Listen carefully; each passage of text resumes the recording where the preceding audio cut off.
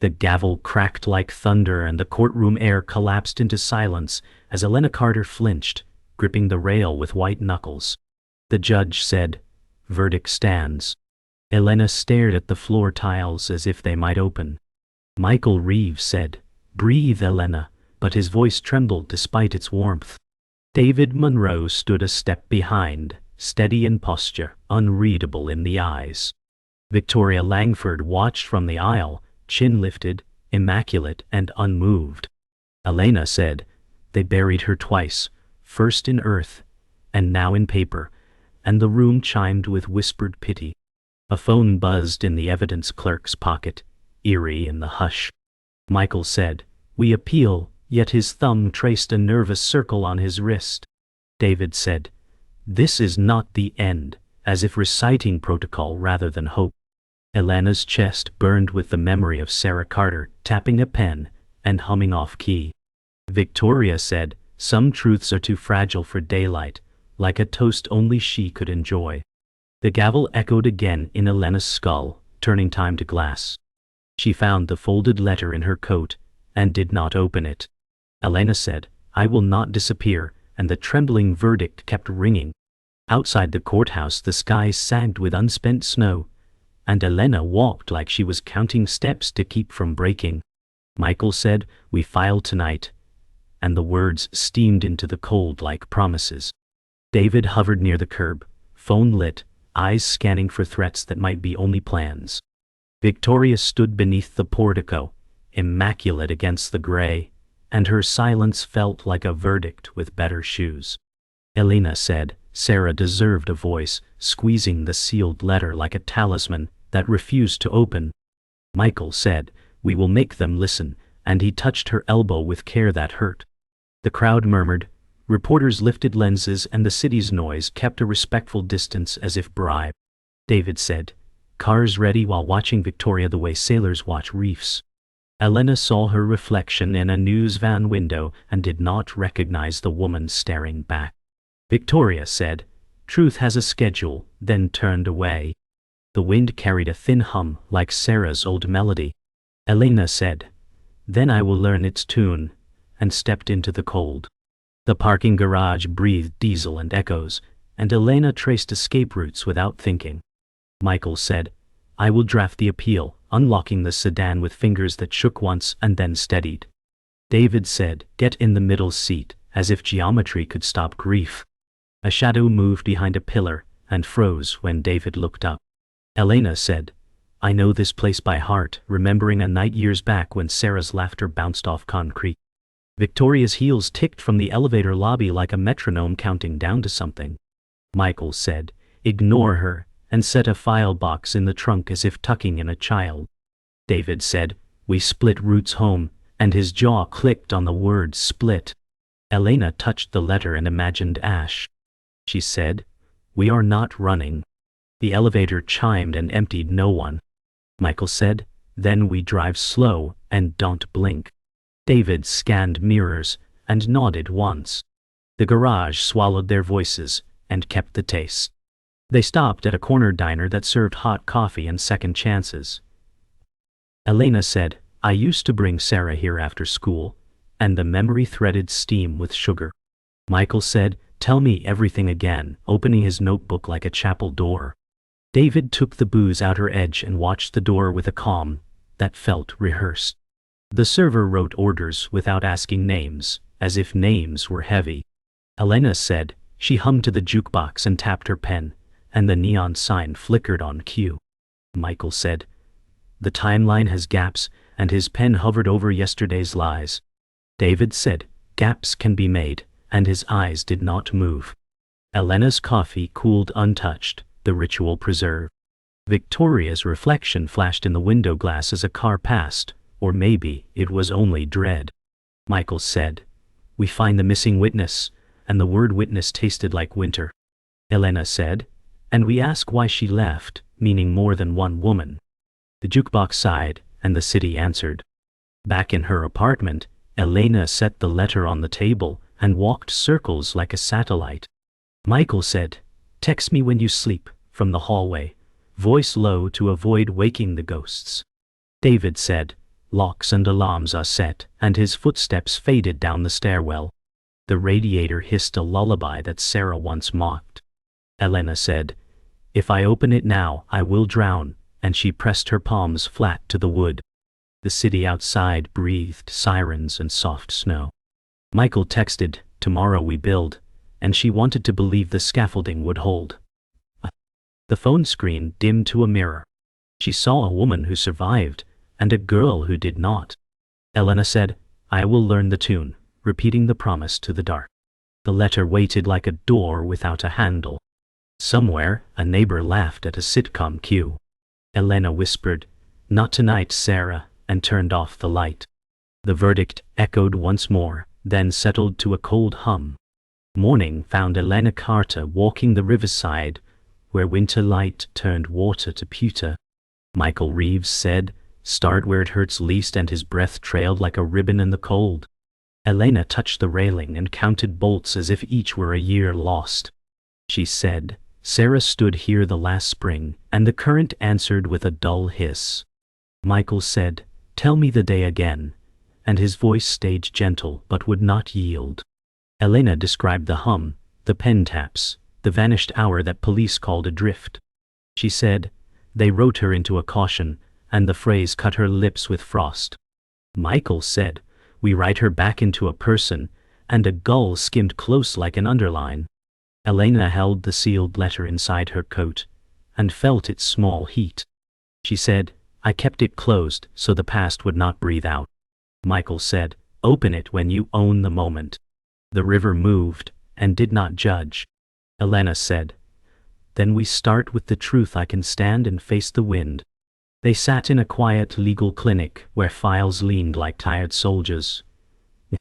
Michael said, "We need your story in your own cadence," and he set a recorder on the table. Elena said, "Cadence is what grief steals," and she folded her hands to stop their tremor. The room smelled of paper and cheap coffee, which felt like a kind of safety. Michael said, "I will carry the law. You carry the truth," and he let the silence breathe. Elena spoke about Sarah Carter's humming, and the day the melody stopped. She said, "Everyone called her bright, but brightness can sink too," and the sentence surprised her. Michael said, "We will not let them treat absence as evidence," and his eyes warmed. Elena remembered Victoria Langford watching verdicts like art, and felt a blade pass near. She said, "There are people who curate grief," and the recorder caught the low steel. Michael said, "We put light where they hide the hinges," and he pressed his pen to the margin. Elena nodded, and found the rhythm of a witness. Elena unlocked her childhood home bedroom, where Sarah's posters still guarded the walls. Michael said, "Only if you want," and stayed at the threshold like a promise. Elena said, "I kept this room dusted and untouched," and her voice softened around the word untouched. Sun pooled across the desk where a notebook lay open to nothing. She said, "She tapped here when she solved problems," and her fingers hovered over the groove. Michael said, "Grief keeps fingerprints on objects," and he glanced toward a shoebox. Elena opened the box and found ticket stubs, a bent charm, and a sketch of the river. She said, "She drew the current as a spine," and the metaphor steadied her breath. Michael said, "This is texture, a jury will feel," and he took a photo for the file. Elena said, "I do not want pity. I want accuracy," and the room agreed by staying still. From the hall a floorboard sighed like an old friend. Elena closed the box and kept the drawing. They met David Munro at a corner table in the precinct cafe where everything tasted of duty. David said, "I got the incident logs," and his voice wore patience like armor. Michael said, "Chain of custody was sloppy," and he slid a highlighted page across. David said, "Sloppy is not the same as dirty," but his eyes did not hold the claim. Elena said, "Sarah deserved more than margins and smudges," and the table felt too small. The espresso machine hissed like a warning they all ignored. Michael said, "Victoria Langford brokered the press leak," and the words cooled the room. David said, "Careful," and he pinched the bridge of his nose as if pressure might wring out doubt. Elena watched the foam collapse and felt time mimic it. She said, I am done being careful, and the sentence steadied the cups. Michael said, then we anchor to facts and move, and he tapped the log. David nodded and said, I am with you, as if signing a quiet contract. Night gathered as Elena and Michael walked the quiet block outside her building. Michael said, tomorrow we submit affidavits, and the plan clicked like teeth in the cold. Elena said, I will not open the letter until Sarah's name is spoken without pity, and the vow warmed her lungs. A window above spilled sitcom laughter, and she allowed the ordinary to stand. Michael said, you are the center of this, and the words did not make her smaller. She said, then I will be heavy enough to tilt the scales, and she smiled without softness. Snow began to drift, reluctant and precise. Michael said, I will be here at 8, and he looked at the lock she rarely trusted. Elena said, I remember every exit, and the habit felt like armor that finally fit. Michael said, we are building a bridge out of verifiable facts, and he nodded at the folder. She said, and the first plank is Sarah as she was, and the name felt clean. The night held. The records office wore the smell of toner and dust, and Michael Reeves said, we keep to the list and nothing else. Elena Carter traced labels until her finger paused on Sarah's file. A gap gaped where evidence should sit, and the shelf looked picked clean. David Monroe said, inventory shows a transfer, and his tone tried to sound routine but failed. Elena said, transfers leave footprints, and she leaned close to a scuffed barcode. Hoff rose from the aisle, and a thin shape stepped out with a sketched map in hand. Ryan Hale said, you are hunting the wrong shelf, and his eyes flashed like a match in shade. Michael said, who are you, while sliding between Elena and the boy?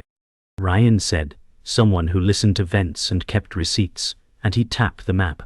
It marked a hidden annex where overflow items died quietly. David said, that door is restricted, and his jaw ticked once. Elena said, then we open it, and the fluorescent light flickered like a dare. They followed Ryan Hale to a shuttered library wing where light fell in cathedral stripes. Ryan said, I collect what people throw away, and he produced a flash drive wrapped in tape. Elena said, why help us? And the question wore both suspicion and hope. Ryan said, Sarah Carter never looked through me, and the name turned the air. Michael Reeves said, what is on it, while his thumb hovered near the drive. Ryan said, security clips and a receipt, and he leaned against stacks like a feral docent. The receipt bore Victoria Langford's fund as payer for a silent scholarship. Elena said, Sarah hated favors with strings, and her voice cut the dust. Michael said, if this shows contact, we map timelines and motives, and he pocketed the drive. Ryan said, you will also see who moved the box, and his grin did not reach his eyes. David Monroe said, who gave you access to the annex? And the silence that followed tasted metallic. Elena said, trust is earned now, not assumed, and the stack seemed to nod. Back at evidence intake, a clerk scanned logs and paled, and Elena felt her ribs brace. Michael Reeves said, run the access history, and the screen bloomed with a timeline. A transfer after hours bore David Monroe's card, and the room leaned hard. David said, that is impossible, and his hands stayed very still. Elena said, we checked the camera, and fought the tremor that wanted out. The clip showed a figure in David's cut of suit and stride that almost matched. Michael said, almost is not enough, but the word almost ate. Ryan Hale said, masks are for faces, not for walks, and he traced gait with a pen. Elena said, we verify shoe wear on the floor scuffs, and the plan steadied her breath. David said, someone framed the perimeter, and the phrase sounded like memory. The clerk whispered, Annex key was signed by a supervisor. Elena said, then we lift the badge list, and the screen waited like a held door. The Bar Association lobby smelled like polished stone and old victories, and Michael Reeves said, they filed a complaint on me. Elena said, on what grounds? And her pulse said, answer me now. Michael said, improper contact with a minor witness, and the accusation put ice in the air. Ryan Hale said, They want me to vanish, and he shoved his hands into his hoodie. David Monroe said, "This came fast," and his gaze scanned the balcony where shadows nested. Victoria Langford descended the marble stairs like a verdict choosing its shoes. She said, "Clean process protects us all," and her smile wore no warmth. Elena said, "Your fund touched our dead," and the echo traveled up the atrium. Victoria said, "Philanthropy is not a crime," and she paused to hold Elena's eyes. Michael said, "We will respond with facts," and his voice did not shake. Ryan said, "Facts need time," and time was precisely what they were losing. Night pushed them into a co-working loft, where the city hummed like an engine under glass. Michael Reeves said, "We imaged the drive now, and the progress bar crawled like winter." Elena Carter said, "If it holds, Sarah speaks again," and she gripped the desk edge. Ryan Hale said, "I copied it twice and left a decoy," and relief flickered thin. The screen burped up thumbnails, one labeled with the annex date. David Monroe said, "Play it," and the room leaned forward. A figure swapped evidence boxes while a badge flashed in a reflection. Elena said, "Freeze," and Michael parked the frame on the glint. The badge bore a supervisor's lanyard branded with Victoria's Fund logo. Ryan said, "Grants by closets as well as headlines," and the truth clicked into place. David said, "This is enough to pry a door," yet doubt crossed his face like weather. Elena said, "Then we pry," and saved the file to 3 drives before the lights flickered. They spread printouts across Elena Carter's kitchen table while the city clicked through rain. Michael Reeves said, "The logo ties the badge to Victoria's Fund," and he circled the frame again. Ryan Hale said, "Templates repeat like fingerprints," and he matched receipt fonts. David Monroe said, "The annex log shows my card last year," and the room tightened. Elena said, "You never told me," and the words came out level and cold. David said, "I moved a box to protect a witness then," and shame scraped his voice. Michael said, "Not this box," and his jaw held. Ryan said, "Different hands, same method," and he tapped a date that rhymed with ruin. Elena said, "Methods teach thieves," and her fingers steadied on the letter. Michael said, "There is more," and the air bent. He said, "I consulted for Victoria's Fund 5 years ago," and silence found a chair. Elena said, "You forgot to disclose that," and the rain agreed on the glass. Michael said, "I never touched Sarah's case, but the trust line frayed." They entered the Langford Foundation archive where silence smelled curated. Ryan Hale said, "Public lobby, private vault," and he flashed a visitor badge he should not own. Michael Reeves said, "We only request donor ledgers," but his eyes hunted deeper shelves. Elena Carter said, "I want the scholarship files for Sarah," and the clerk blinked at the name. A folder arrived with a consent form that carried a template Michael once wrote. Elena said, "Your handwriting sits in my sister's shadow," and the floor did not move. Michael said, "It is the form, not the signature," and regret colored his tone. Ryan said, "Margin note," and pointed to initials that matched a supervisor in the annex. David Monroe said, "They laundered access through philanthropy," and the idea stuck. Elena said, "Victoria buys stories and edits endings," and she felt a door unlock inside. The clerk said, "Our counsel can respond," and he reached for the file. Michael said, "We are done here," and copied the margin with his phone. They followed a hunch to Sarah's old music room, where dust held the shape of sound. Elena Carter said, "She loved this humidity," and hated the chairs, and her smile did not reach.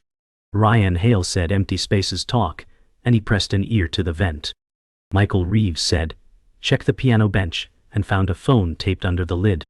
The voicemail was a month before Sarah vanished, and the voice named a meeting at the river. Elena said, "The caller said anchor," and the word burned soft. David Monroe said, "People call me that," and silence landed hard. Elena said, "Then either you met her or someone borrowed your name," and she would not blink. Michael said, "We can verify tower pings," and he moved like a man in court.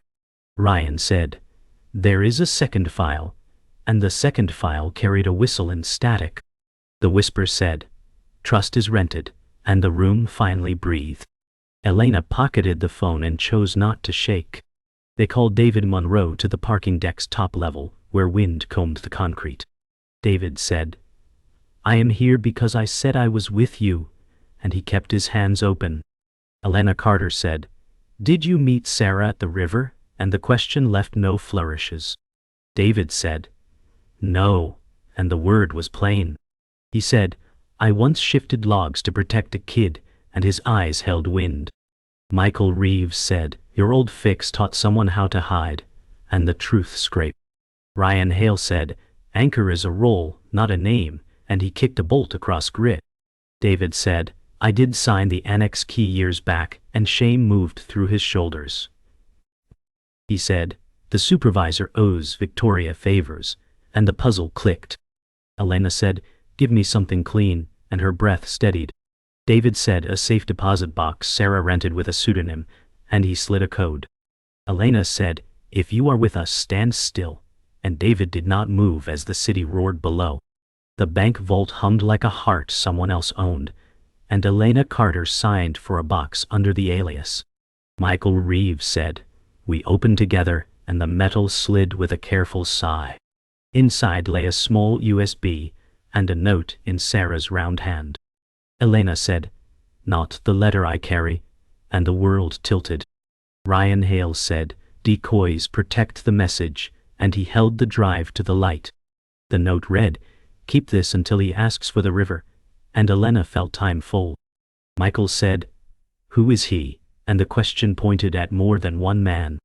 Elena said, "Victoria had someone speak in borrowed names," and the vault walls listened. The USB contained footage of a meeting at dusk with a silhouette. Elena knew. She said, "That is Victoria at the rail," and pain did not flinch her voice. David Monroe said, "This breaks the door," and he met her eyes without haze. Elena said, "Then we walk through," and the vault gave back its echo. The courthouse overflowed with watchers as Elena Carter stepped into the aisle, her breath sharpening into purpose. Michael Reeves whispered, "This is the fight we cannot lose," and his fingers brushed the evidence file like it could pulse. David Monroe stayed close, his posture protective but weighted with unseen guilt. Ryan Hale said, "They will call me unreliable," and his eyes darted toward the gallery where whispers tracked him. Elena said, "Truth doesn't need polish, only persistence," and the words settled like anchors. Victoria Langford sat ahead, serene in tailored black, her gaze calm as if trials were cocktail hours. The judge's gavel cracked, and silence spread sharp as ice across stone. Elena touched Sarah's folded letter in her coat and drew her spine straighter. Michael said, "You speak first," and Elena nodded once. She said, "Then I will make Sarah more than evidence," and the courtroom doors groaned as if they understood. Michael Reeves opened with measured cadence, laying foundation like bricks. He said, "This is not conjecture, it is sequence," and he unspooled the evidence trail.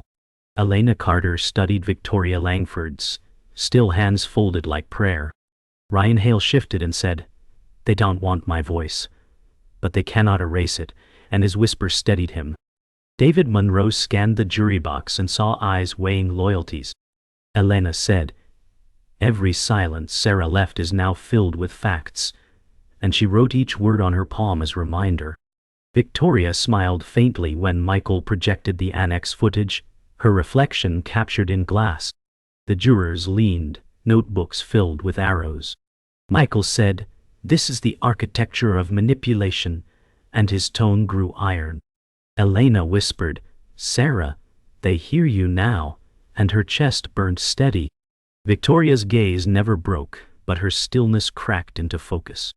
Ryan Hale took the stand, his hoodie traded for a plain shirt, but his eyes still carried defiance. He said, "I listened where no one else cared," and his words struck like nails.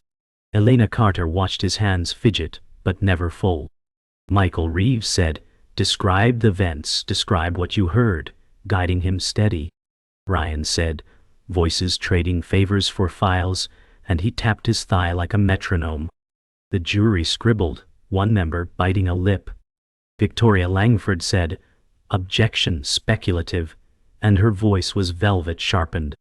The judge said, "Sustained in part," but the tension hung. Elena whispered, "Hold, Ryan, just hold," and her whisper threaded air. Ryan said, "Sarah's name was the currency they spent," and silence slammed the gallery. Michael said, "No further questions," and he touched Ryan's shoulder on return. Elena said, "You did not vanish," and he nodded like someone finally seen. Elena Carter finally rose, voice steady as stone. She said, "Sarah Carter was not a footnote. She was a sister, a daughter." A melody interrupted. The courtroom leaned inward. Michael Reeves watched her with pride carved sharp. David Monroe lowered his eyes, guilt pressed on his jaw. Elena held Sarah's folded letter in her hand, but did not open it. She said, "This letter stays sealed until justice breathes without chains," and her tone trembled but held. Victoria Langford said, "Theatrics will not change facts," and her eyes glinted like steel. Elena said, "Facts are here, your name on the badge, your shadow at the river," and her voice cracked through silence. Jurors stiffened, one exhaling slow. Michael whispered, "Perfect," under breath. Elena said, "Truth is not fragile, it survives even your hands," and she laid the letter on the rail. The gavel struck, and the moment froze. When the cross-examination began, Victoria Langford rose with composure sharpened into weaponry. She said, "Your grief clouds objectivity," her tone velveted but lethal. Elena Carter met her stare and said, "My grief taught me clarity," and the gallery shivered. Michael Reeves said, "Objection, argumentative," and his voice cut like wire. The judge allowed sparring, eyes narrowed. Victoria said, "You mistake shadows for proof," and her steps traced the floor like choreography. Elena said, "No, I name shadows until they burn," and her voice spread fire. David Monroe clenched his fists under the table. Ryan Hale whispered, "She cannot unmake this," and the words steadied him. Victoria pressed, "You never opened the letter, did you?" And silence struck. Elena said, "Because the truth was never locked inside paper. It was here, all along," and she touched her chest. Jurors' pens slowed, and the air shifted into final reckoning. The jury returned with eyes like stone, and Elena Carter felt every second stretch into years. Michael Reeves said, "Hold steady," though his knuckles whitened on the table edge. The foreman rose and delivered the words, "Not guilty." Gasps cracked the gallery air. Elena whispered, "Justice denied," and her chest constricted with rage and grief. Ryan Hale said, "They didn't even blink at the footage," and his jaw trembled with fury. David Monroe said, "Verdict is binding," but his face looked hollowed by conflict. Victoria Langford smoothed her jacket with the serenity of a queen untouched. Elena said they buried Sarah again, and the letter in her pocket burned like coal. Michael whispered, "This is not the last word," though the gavel said otherwise. The crowd erupted into arguments and flashes of cameras. Elena held her ground and said, "Then I will rewrite the ending myself." The courthouse steps boiled with reporters, their questions like arrows. Elena Carter pushed through, Michael Reeves shielding her shoulder.